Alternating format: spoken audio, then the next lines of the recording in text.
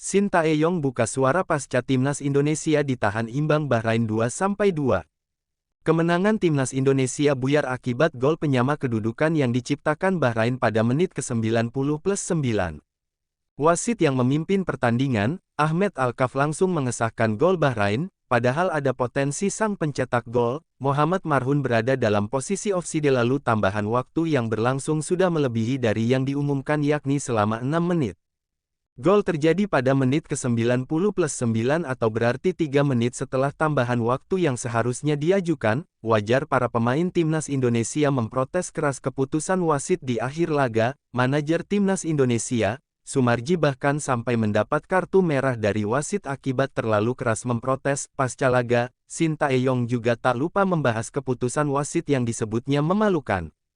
Kedua tim Bahrain dan Indonesia melakukan yang terbaik sampai peluit panjang akhir laga oleh wasit, kata Shin Tae-yong dalam konferensi pers pasca laga. Tetap saja saya akan menyebutkan hal memalukan soal keputusan wasit. Jika AFC mau berkembang, keputusan wasit juga harus ditingkatkan, tambahnya. Shin Tae-yong juga menyebut keputusan wasit dalam laga ini bias, hal ini yang membuat para pemain timnas Indonesia marah-marah di akhir laga. Dalam suatu momen, salah satu bek timnas Indonesia, Sain Patinama terlihat keributan dengan pemain dan staf Bahrain. Namun aksi Sain tak berlanjut usai ditahan asisten pelatih timnas Indonesia, Kim Bong-soo. Jika semua orang melihat laga ini, mungkin Anda mengerti mengapa pemain kami marah, kata Shin Tae-yong. Tambahan waktu 6 menit, tapi laga sampai lebih dari 9 menit. Semua keputusan wasit bias, ketika kami melakukan pelanggaran semua pemain berteriak minta free kick. Saya pikir Anda tahu kenapa pemain kami marah-marah, tambahnya. PSSI kabarnya akan melayangkan protes ke AFC dan FIFA soal wasit kontroversial ini. Kami sangat kecewa dengan kepemimpinan wasit, kata Exco PSSI, Arya Sinulinga.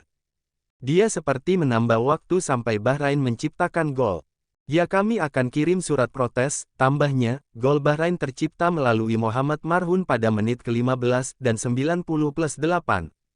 Sementara timnas Indonesia mencetak gol melalui Ragnar Oratmangun pada menit ke-45+2 dan Rafael Struijk 74. Jalannya pertandingan. Pertandingan antara timnas Indonesia vs Bahrain ini dimulai dengan insiden tak menyenangkan. Hal ini karena Malik Rizaldi sudah harus mendapat perawatan dari tim medis setelah mengalami benturan dari pemain Bahrain pada menit pertama. Malik Rizaldi saat melakukan adu udara harus berbenturan dengan Walid Al-Hayam, sehingga keduanya terjatuh dan langsung dilakukan perawatan.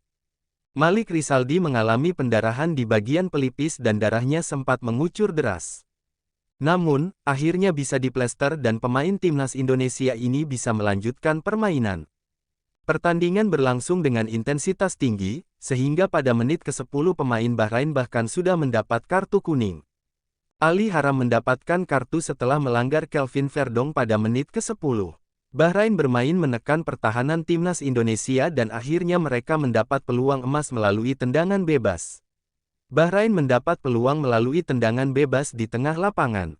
Mohammad Marhun pun memanfaatkan tendangan bebas ini dengan bagus, sehingga ia mengeksekusi dan menjadi ancaman tim Merah Putih.